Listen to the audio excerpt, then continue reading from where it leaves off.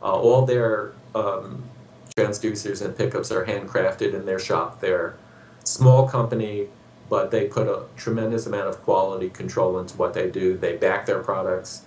I've had quite a few. I've had many guitars, and so I usually have 3, 4, or 5 guitars, and I always have the pickups installed. Over the years, a couple of times maybe there was some kind of problem.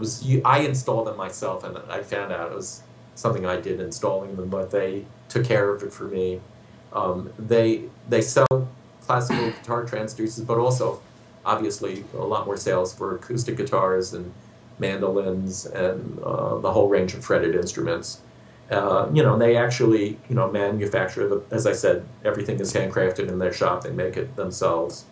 Oh, I see here on my email, they make for guitar, resonator, dulcimers, sitar, cello, harp, piano, and removable external models for violin and mandolin. So I really highly recommend them, and I've always had many wonderful compliments on the quality of the amplified sound, and that is a result of whether it's a transducer. Some people prefer microphones. Actually, I don't, for a number of reasons. But however you get the sound, from the audience, sound is beautiful or it's less than beautiful, and or it's not good at all, etc. And I've always had a lot of compliments on the amplified sound. It's something I've always worked hard on.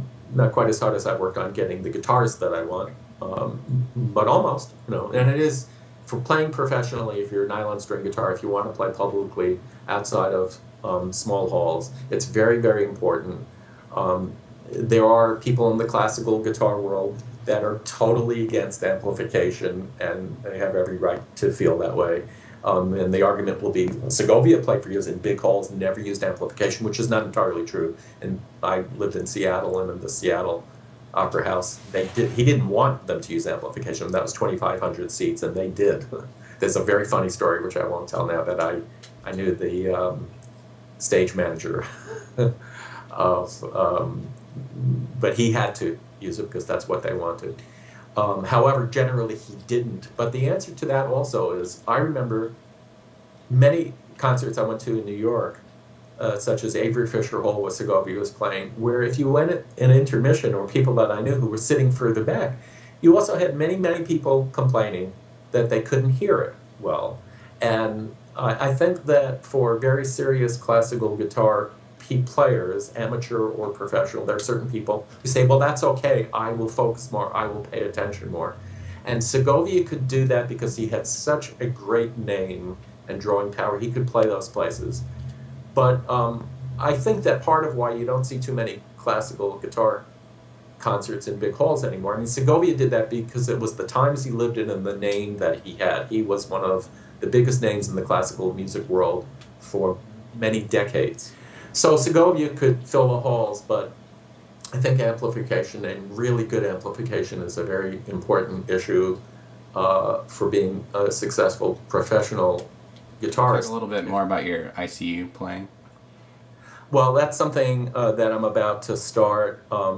I think you know that last July I was in a very serious medical situation, and just the capsule version is that, based on a CT scan, it was thought almost definitely that I had pancreatic cancer, which would have been extremely dangerous, and there's a 4% survival rate on pancreatic cancer, only if it's operable. If it's not operable, you don't have much time left.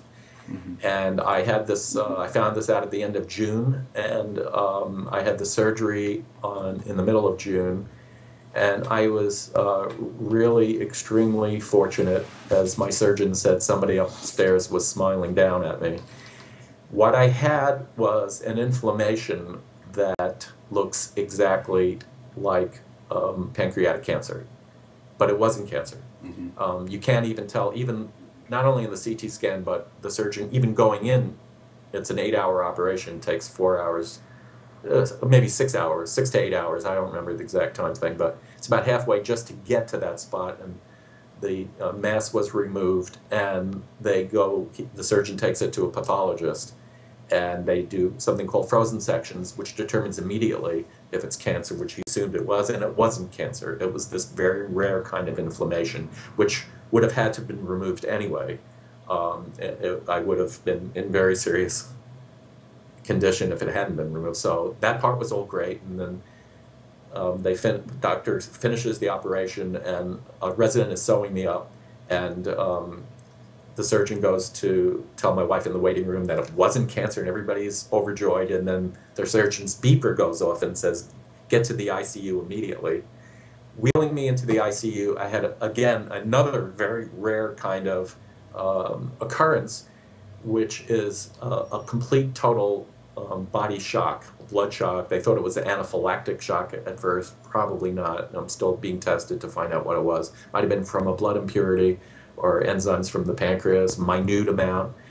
I was clinically dead for a minute or two, and then I was revived and immediately put into a medically induced coma, which I was in for 6 days. In the first 3 days, I found out later, not a single doctor or nurse thought I was going to live.